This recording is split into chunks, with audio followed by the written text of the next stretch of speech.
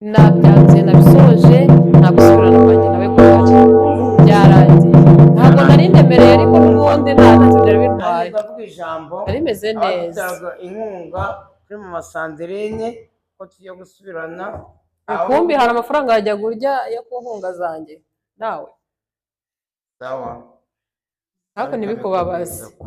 hejuru y'imyaka 7 irangiye ni n'ubundi ntabwo mbizi icyizere wari ufite cyuko twasubirana sinzi ko ari agakino ko gukina nta gakino ntako wese ayo urimo kugenda uzasubirana urabye n'ukora bivuze ko mukora umutima abanye narabimubwira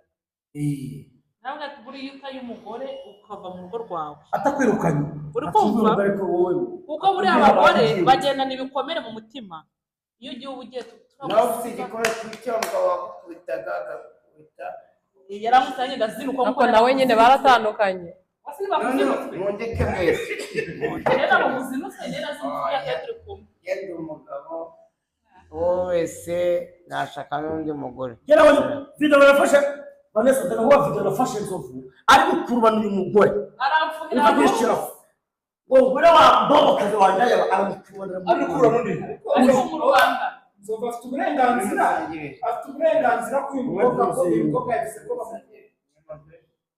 nzovu afite uburenganzira k'uyu mukobwa yagize ko yamutira amukuye byose yuzuye wese uyu musanje ubwo ariwe ntari umuntu ashaka kuhisemo kore nawe tu ese ubundi gukina abantu bamwanga bumva ko